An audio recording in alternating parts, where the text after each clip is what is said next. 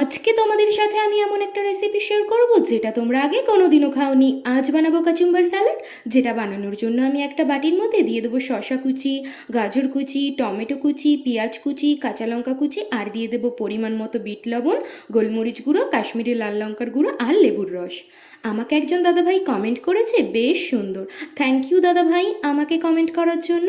আর একজন বোন কমেন্ট করেছে, ভেরি গুড। থ্যাংক ইউ বোন আমাকে কমেন্ট করার জন্য।